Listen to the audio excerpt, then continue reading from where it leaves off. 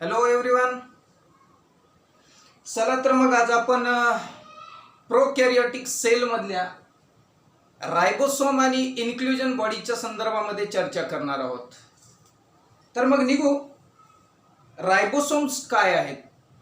तर बेटा रायबोसोम हे अर्लियर क्लासेसमध्ये आपण शिकलेले आहात. अर्लियर क्लासेसमध्ये पूर्वीच्या वर्गांमध्ये रायबोसोम ह्या टर्म विषयी आपल्याला माहिती आहे. एक सेल ऑर्गॅनिल्स बद्दल सुद्धा माहिती आहे. तर let's move ahead to collect information related to this organelle. हा जो रायबोसोम आहे तर रायबोसोम प्रोकॅरियोट्स. आता आपण चर्चा कशाची करायला लागलो? Right now we will discussing about the bacteria. Bacteria represent the prokaryotes. प्रोकॅरियोट्सला बॅक्टेरिया काय करत असतात? रिप्रेझेंट करत असतात. ठीक आहे, मग आपण त्याबद्दलची चर्चा करू. प्रोकॅरियोट्स मध्ये माझ्या प्रिय मुला मुलींनो बेटा, रायबोसोम जे आहेत ते ribosomes associated with the plasma membrane. Plasma membrane सोबत त्यांचं असोसिएशन असणार आहे. म्हणजे असोसिएशन म्हणजे रिलेशन. रिलेशन मीन्स त्यांचा संबंध. त्यांचा संबंध means they are in contact with the plasma membrane of the bacterial cell. म्हणून prokaryote ribosome associated with the plasma membrane of the cell. कुठल्याही प्रकारच्या सेलच्या, specially that cell need to be belonging. ती cell कशाला belong करणारी असली पाहिजे? तर ती सेल असली पाहिजे प्रोकॅरियोटला बिलॉंग करणारी. मग आता आम्ही सध्या कुठल्या रायबोसोम बद्दल चर्चा करतोय? Right now we will discussing about the ribosome found normally in the bacterial cell which represent the prokaryotes. Okay, they are 15 nanometre by 20 nanometre in a size. आता त्या रायबोसोमच्या साईज बद्दल बोलायचं बेटा आपल्याला. ते 15 ते 20 नॅनोमीटरच्या आकारमानाचा किंवा साईजचा हा रायबोसोम आपल्याला दिसून येतो. Ribosome also known as a universal organelle. बेटा हा prokaryotes as well as a eukaryote, unicellular organism, multicellular organism, every type of such ऑर्गॅनिझमच्या सेलमध्ये हा सापडतो आणि हा जागतिक आहे. याच कारणामुळे आपण त्याला युनिव्हर्सल ऑर्गॅनिल्स या नावाने विद्यार्थ्यांनो जाणतो. Next, they are made up of 2 sub unit. मुला मुलींनो बेटा, 2 सब युनिट्सना तो बनलेला आहे. म्हणजे रायबोसोम हा 2 सब युनिटचा बनलेला आहे. त्यामध्ये एक लार्जर सब युनिट असणार आहे आणि एक स्मॉलर सब युनिट असणार आहे. लार्जर सब युनिट जो आहे तो आहे 50S चा आणि जो स्मॉलर असणार आहे तो 30S चा.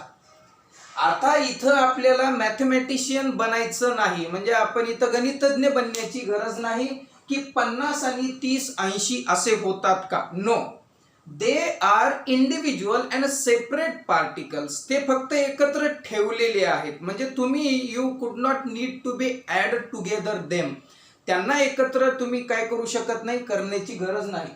आणि बेटा हे जे यस दिसतं हे यस काय आहे? तर यस हा स्वेदबर्ग युनिट आहे. स्वेदबर्ग युनिट काय रिप्रेझेंट करतो? हे सेडिमेंटेशन कोइफिशियंट आहे. Sedimentation coefficient. आणि दुसरी गोष्ट म्हणजे बेटा हा काय करत असतो? तर हा बेसिकली काय डिटरमिन करतो? Density and the size of the particle. म्हणजे एखाद्या पार्टिकलची साईज आणि डेन्सिटी. आणि एखाद्या म्हणजे specially we are discussing right now about the ribosome. It means that की it is related to the size of bacterial ribosome. तर तो 50S म्हणजे काय लिहिणार किंवा समजून घेणार? तर हे यस म्हणजे विद्यार्थ्यांनो काय आहे? तर हे आहे बेटा स्वेदबर्ग युनिट. सेडिमेंटेशन कोइफिशियंट, डेन्सिटी आणि त्याची जी काही साईज आहे ते साईज, मास ह्या गोष्टी इंडिकेट करणारे ते एक रिप्रेझेंटेटिंग युनिट आहे. These when present together form the 70S. आता बेटा जो लार्जर आणि स्मॉलर हे 2 युनिट जे आहेत, these 2 units are worked only after come close to each other और बॉन्डिंग टुगेदर. हे दोन्ही प्रकारचे जे विद्यार्थी मित्रांनो पार्टिकल्स असणार आहेत, हे पार्टिकल्स ज्यावेळेस एकत्र येतील त्याच वेळेस ते फंक्शनल होतील. सेपरेटली और independently they could not able to produce any kind of the protein or sometime we may say that की they are not functional independently. बेटा रायबोसोमचा असंच आहे. रायबोसोम साठी सपोज दॅट की बेटा हे एक लार्जर साइज्ड पार्टिकल आहे आणि हा स्मॉलर साइज्ड पार्टिकल आहे. when these two particles are come close and join with each other, एकत्र येऊन ज्यावेळेस ते एकमेकाला जोडले जातील दोन्ही पार्टिकल त्याच वेळेस ते फंक्शनल होतील. अदरवाइज जर ते सेपरेट राहिले तर त्यांना आम्ही फंक्शनल म्हणू शकत नाही. ओके, मग चला तर त्यांचं जे काही फंक्शन आहे ते फंक्शन करण्यासाठी these two particle need to be combined together, एकत्र यावं लागेल. आणि when these two are present together, एकत्र येतील त्यावेळेस ते 70s वाले होतील. म्हणून मी थोड्या वेळापूर्वी बोललोय की don't try to be a mathematician here, means do not need to be add these two numbers together. म्हणजे हे दोन नंबर एकत्र बिलकुल तुम्ही काय करणार नाहीत, तर ते एकत्र करणार नाहीत. म्हणून दोघे एकत्र आल्यावर जी एकच साईज बनेल तर ती 70s वाली बनेल. म्हणून प्रोकॅरियोटिक रायबोसोम हा 70s असतो. एमसीक्यू साठी अत्यंत महत्वाचा प्रश्न असतो बेटा. बऱ्याच अंशी बऱ्याच वेळेस आपल्याला विचारलं जातं की प्रोकॅरियोटिक जे काही रायबोसोम्स आहेत किंवा बॅक्टेरियल रायबोसोम्स आहेत किंवा प्रोकॅरियोटचे अजून जे काही एक्झाम्पल्स आहेत त्या एक्झाम्पल मधल्या जर आपल्याला रायबोसोमच्या साईज बद्दल विचारलं तर I would like to requesting to everyone की हे लक्षात ठेवा, 70s type of ribosomes normally found in the cytoplasm of prokaryotic और बॅक्टेरियल सेल और any other type of example of prokaryotic cell. निघा पुढे. Ribosomes are the site of the protein synthesis. ही प्रोटीनच्या सिंथेसिसची साईज आहे. माझ्या प्रिय बाळांनो, आपण ह्याच्या अगोदर अनेक वेळेस बेटा 10th मध्ये 9th मध्ये 8th मध्ये अशा क्लासेसमध्ये प्रिव्हियस क्लासेसमध्ये आपण स्टडीड झालेले आहात की ribosome basically responsible for the production of the protein, म्हणजे प्रोटीन फॉर्मेशन सिंथेसिस किंवा प्रोडक्शन करतो. म्हणून hence also known as the protein factory of the cell. हा सुद्धा एमसीक्यूच्या दृष्टीने महत्वाचा असणारा प्रश्न असू शकतो बेटा की protein factory of the cell हे कुणाला म्हणतात. Which organelle is considered as a protein factory of the cell. Protein factory कुणाला म्हणायचं, तर प्रोटीन फॅक्टरी सेल मध्ये एकच आहे आणि ती म्हणजे रायबोसोम आहे. आणि बेटा हे तर आपण आता प्रोकॅरियोटिक बद्दल शिकतोय, आपण युकॅरियोटिक मध्ये सुद्धा रायबोसोम असणार आहे. Ribosome must present in the eukaryotic cell also and playing a same type of the function both places. म्हणजे तिकडे पण आणि इकडे पण समान प्रकारचे फंक्शन्स विद्यार्थी मित्रांनो तो इथं करत असतो. आता पुढे जायचंय आपल्याला. एक important type of the concept आहे तो म्हणजे पॉलिसोम काय आहे. बेटा आपल्याला आपण पूजा अर्चा करत असताना आपण देवाला हार चढवतो, देवाला हार अर्पण करतो. त्यावेळेस त्या हार कशाचा बनतो बेटा, एका फुलाला तर आपण हार नाही म्हणत ना. त्यासाठी माझ्या प्रिय मुला मुलींना बेटा आपल्याला काय लागतं, आपल्याला एक धागा लागतो, एक दोरा लागतो. त्या दोऱ्यामध्ये माझ्या प्रिय मुलांना असं बेटा आपण हे अशा पद्धतीने आम्ही फुलं ववतो आणि फुलं एकत्र केल्यानंतर हार बनतो. मग त्याला आम्ही हार असं नाव देतो. सेम त्याच पद्धतीने बेटा हा जो मधला धागा टाइप दिसतो त्याला mRNA म्हणायचं आहे, mRNA. आणि मुलांनो हे जे धागा दिसतोय तो mRNA आहे आणि त्याला चिटकवलेली जी फुलं आहेत त्या फुलांना आम्ही रायबोसोम कन्सिडर करायचं आहे. तर मग तुम्ही म्हणणार सर मग रायबोसोमचा हार म्हणायचं का त्याला? नाही बेटा, त्याला रायबोसोमचा हार नाही म्हणायचं, त्याला म्हणायचं आहे polysome. Polysome, poly means more than 2 आणि त्याच्यानंतर त्याला तुम्ही पॉलीरायबोसोम सुद्धा म्हणा, कारण large number of the ribosomes are attached to the single mRNA. हा mRNA आहे बेटा, mRNA स्ट्रेट असतो, हा जेनेटिक मटेरियल आहे आणि त्या थ्रेड लाईक स्ट्रक्चर असतं त्याचं. त्या mRNA ला चिटकलेले आहेत कोण, तर हे खूप मोठ्या संख्येनं रायबोसोम्स, म्हणून याला पॉलीरायबोसोम असे सुद्धा म्हणायचं. आणि तिसरी गोष्ट एर्गोझोम असे सुद्धा म्हणतात. तर बेटा हे अत्यंत गरजेचं आहे आपण लक्षात ठेवणं. काय काय आहे बघा, लक्ष द्या.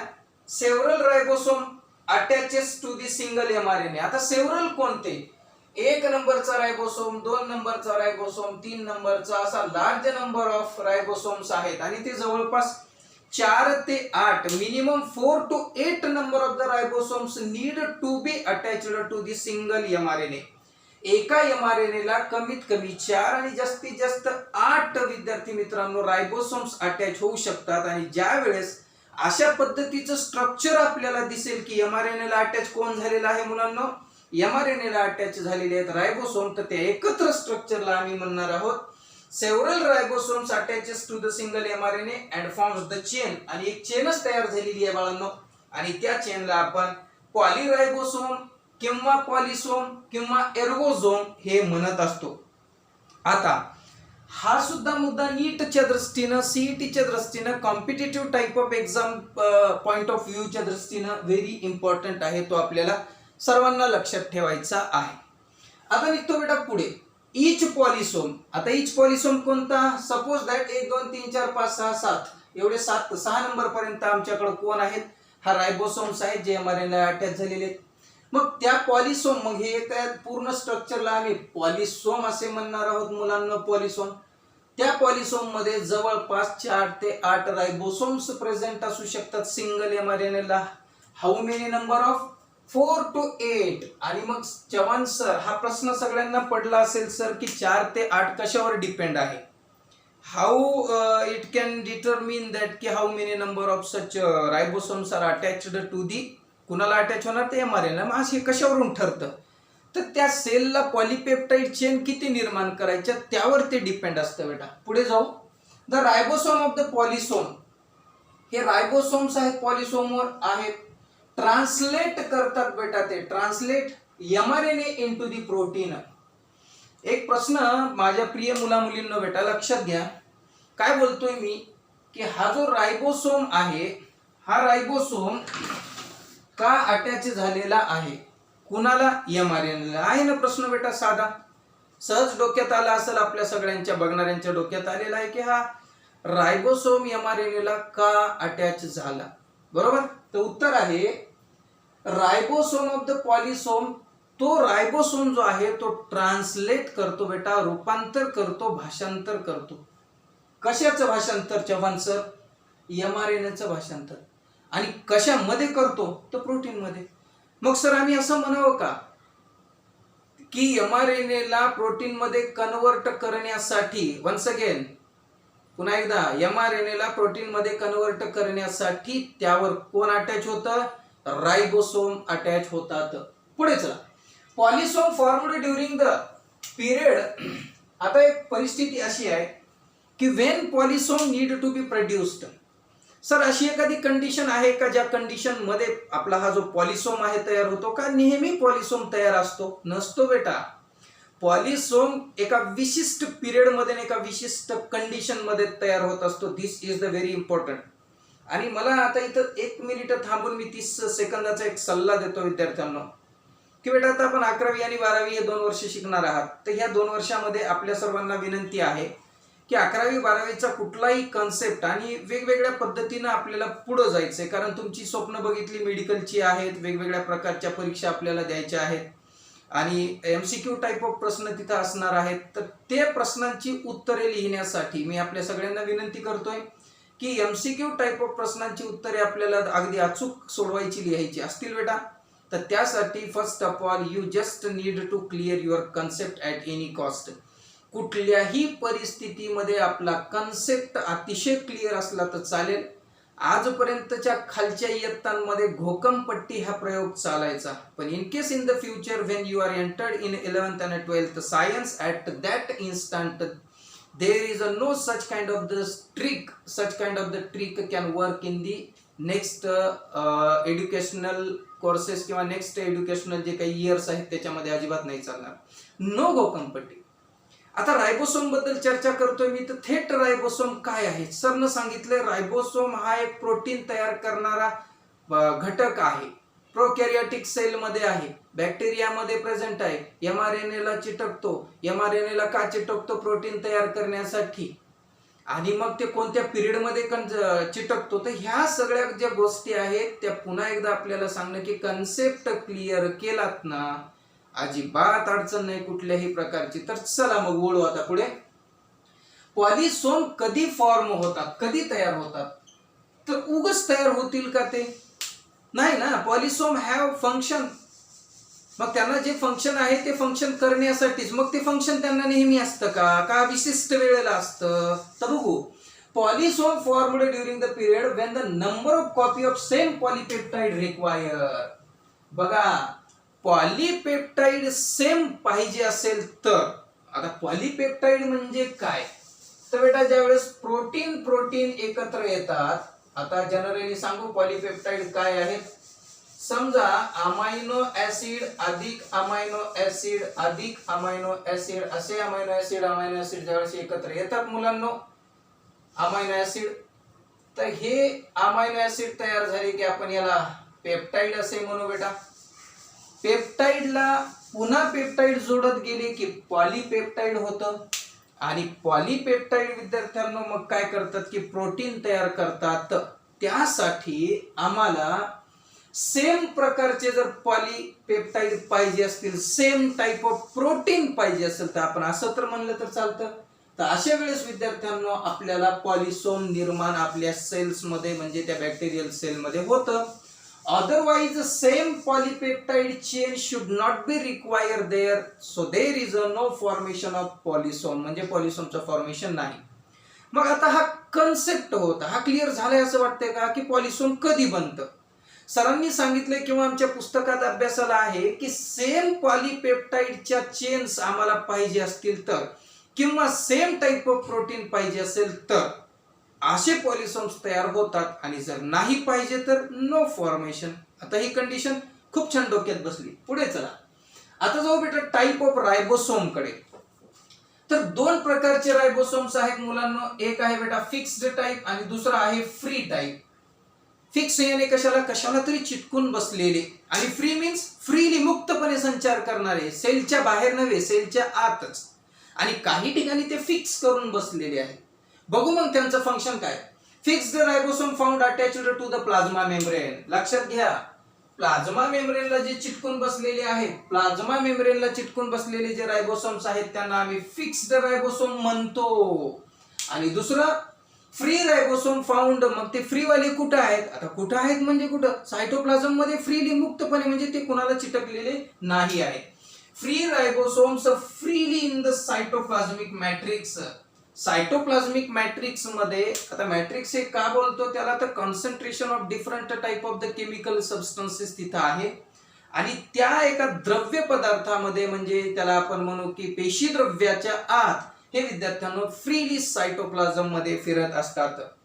आता बघू, free ribosome synthesis the protein for intracellular use. MCQ साठी अत्यंत गरजेचं आहे. एमसीक्यू साठी फ्री रायबोसोम सुद्धा प्रोटीन तयार करतात आणि फिक्स्ड रायबोसोम सुद्धा प्रोटीन तयार करतात. मग यांचे फंक्शन्स थोडे वेगळे आहेत. फंक्शन्स म्हणण्यापेक्षा बघू काय काय आहे. एक म्हणजे फ्री रायबोसोम सिंथेसिस करतो प्रोटीन हा इंट्रासेल्युलर, सेलच्या आतील फंक्शन साठी, सेलच्या आतील.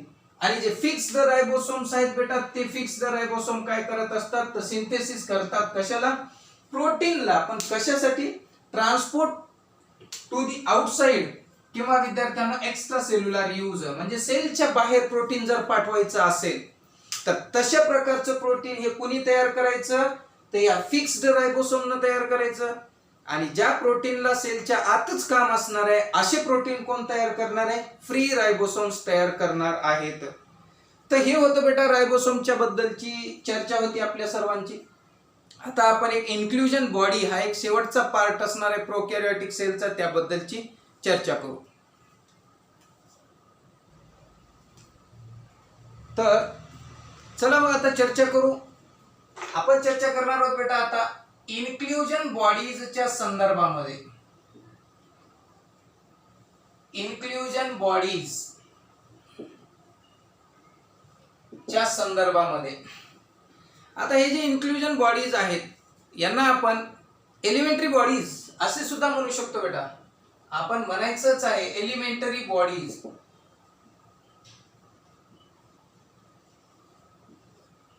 यांना आपण एलिमेंटरी बॉडी असे सुद्धा म्हणू. आता हे काय आहेत काहीच माहिती नाही तुम्हाला, अजिबात माहिती नाही हे काय. पण आता माहिती होणार, ते कंप्लीट माहिती होणार. मग काय सांगतात सर, ऐकू आपण. तर हे आहेत storage structure. Okay,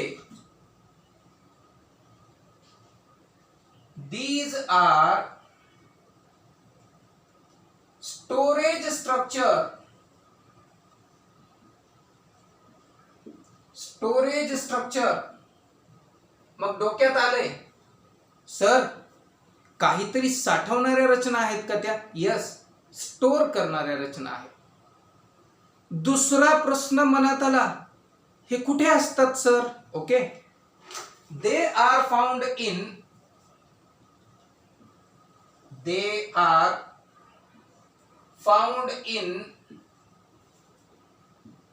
in cytoplasm of bacteria. झालं, बॅक्टेरियाचे सायटोप्लाझम मध्ये प्रेझेंट आहेत. ओके, प्रोकॅरियोटिक सेल लिहा का सर? हो लिहा बेटा, असंही चालेल. बॅक्टेरिया और प्रोकॅरियोटिक सेल. प्रोकॅरियोटिक सेल मिटला, प्रश्नच मिटला. ओके, आता काय स्टोअर करतात? तिसरा प्रश्न, चव्हाण सर ते स्टोरेज स्ट्रक्चर आहेत. यस, माहिती आहे. नंबर 2, सायटोप्लाझम मध्ये असतात, माहिती आहे. बॅक्टेरिया किंवा प्रोकॅरियोटिक सेलच्या सुद्धा आता समजलं सर, पण ते स्टोअर काय करतात हे तर सांगा. ओके, दे स्टोअर रिझर्व फूड मटेरियल. दे स्टोअर रिझर्व फूड मटेरियल, राखीव अन्न, तसेच न्यूट्रियंट्स, तसेच सेक्रेटरी प्रोडक्ट अँड पिगमेंट. एवढ्या गोष्टी ते स्टोअर करू शकतात त्यांच्यामध्ये. काय काय? रिझर्व फूड मटेरियल, हा, अजून न्यूट्रियंट, अजून secretary product and pigment. Sir secretary product काय आहे सांगा बेटा. Various type of the substances are produced by the cell. Cell अनेक प्रकारचे सबस्टन्सेस प्रोड्यूस करत असते, पण ते ठेवायचे कुठे? तर ते ठेवण्यासाठी जे स्ट्रक्चर्स असतात त्यांना इन्क्लुजन बॉडीज असे म्हणत असतात. काही एन्झाईम असेल तयार केलेला, एखादा प्रोटीन पण असेल, किंवा कुठल्याही प्रकारचे सबस्टन्सेस तयार केलेले असतील ते ठेवण्यासाठीची जागा. अहो आमच्या घरी नाही आहे का? आमच्या घरी धान्य साठवण्यासाठी वेगवेगळ्या प्रकारचे हे आहेत ना, भांडी आहेत, कोठ्या आहेत आमच्याकडं ठेवायला साठवायला. सेम त्या पद्धतीनं आपल्या घराला जर आपण जर सेल समजलो तर त्यातल्या धान्य ठेवण्यासाठी असलेले डबे जे आहेत त्या डब्यांना आपण काय म्हणू, तर ते इन्क्लुजन बॉडीज आहेत, ज्याच्यामध्ये आम्ही काय करतो, वेगवेगळ्या प्रकारचे धान्य ठेवतो, काय जे कडधान्य ठेवतो, लागेल त्या वस्तू ठेवतो. म्हणजे तसाच कार्यक्रम आहे. ओके, मग न्यूट्रिएंट माहिती आहे सगळ्यांना, सेक्रेटरी प्रोडक्ट माहिती आहे, पिगमेंट माहिती नाही सर आम्हाला. तर पिगमेंट म्हणजे काय बेटा? तर the pigment is also molecules आहेत, ते एक रेणू आहेत. दॅट रेणूज mostly responsible for process of the photosynthesis. फोटोसिंथेसिसच्या प्रोसेससाठी मदत करणारे जे काही रेणू असतात, ज्यांना आपण मॉलिक्यूल म्हणतो, ते साठवणाऱ्या स्ट्रक्चरला सुद्धा आम्ही इन्क्लुजन बॉडीज असे म्हणतो. आणि ते सुद्धा आम्हाला कशात आढळतात रे बाळांनो? तर ते आढळतात आम्हाला ह्या सायटोप्लाझम मध्ये. ओके, प्रश्न आता यांच्यावर मेम्ब्रेन आहे का? No, these are non membrane bound structure. Non membrane bound structure म्हणजे काय सर? अरे त्याच्यावर आवरण नाही, म्हणजे मेम्ब्रेन नाही का? हो, मेम्ब्रेन अजिबात त्यावर नाही, आणि हे फ्रीली इन सायटो हे आहेत. तर बेटा काय करतात? तर मग आता एक्झाम्पल बघू त्याचं काय काय. तर एक्झाम्पल्स मध्ये आपण चर्चा करू. फॉस्फेट साठवण्यासाठीचे फॉस्फेट ग्रॅन्युल्स, म्हणजे फॉस्फेट ग्रॅन्युल हे त्याचं उदाहरण आहे. तसेच विद्यार्थी मित्रांनो, आपण अजून ते काय काय साठवतात? तर ते साठवतात की ग्लायकोजनचे ग्रॅन्युल्स असतील, सायनोफायसियन ग्रॅन्युल्स असतील. चला तर मग ती बघू. सायनोफायसियन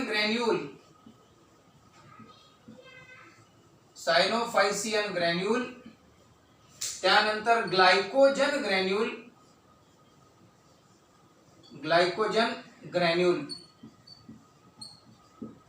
तर हे अशा पद्धतीनं काही इन्क्लुजन बॉडीज होत्या बेटा. ह्याच्या पलीकडचं तर काही इन्क्लुजन बॉडीज मध्ये आम्हाला काही विचारलं जाऊ शकत नाही अजिबात.